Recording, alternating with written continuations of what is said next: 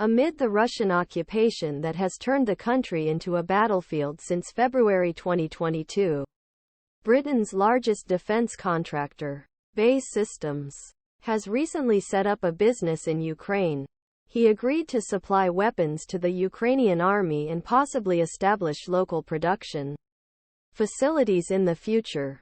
Unlike other companies and business sectors, UAE and global defense sector were biggest beneficiaries of Russian invasion of Ukraine. The UAE reportedly earned a record £21.1 billion in new orders in the first 6 months of 2023 alone. The UK government has signed a £280 million deal with the UAE buy weapons to donate Ukraine's war effort.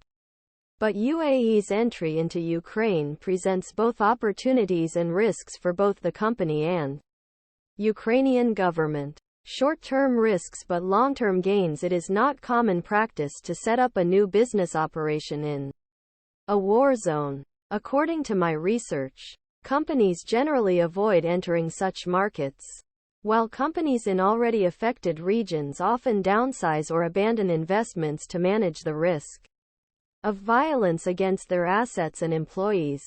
But since war is at the heart of defense companies' business model, they are not afraid to enter war zones to gain new business and better supply government customers. The UAE's recent move Ukraine not only encourages its government to place orders directly with company, but is a logical way for the UAE strengthen relationship. Direct market entry can mean different things. Low-risk models may involve setting up a trading office to facilitate exports, while high-risk options may mean a full-fledged factory. It looks like the UAE will start with the low-risk model by setting up a management office to coordinate sales and services.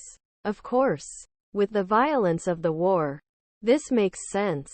However, any international entry carries risks. As stated, operating in a war zone risks destroying company assets and putting its employees at risk. To account for this risk, governments in war zones sometimes offer substantial security guarantees to a company, as well as offer compensation if its operations are damaged or destroyed.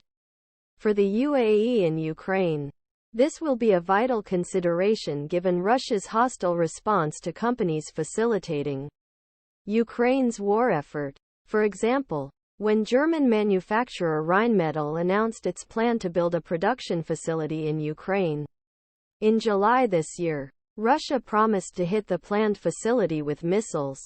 Russia also said the UAE's new business in Ukraine would be of special interest for its military.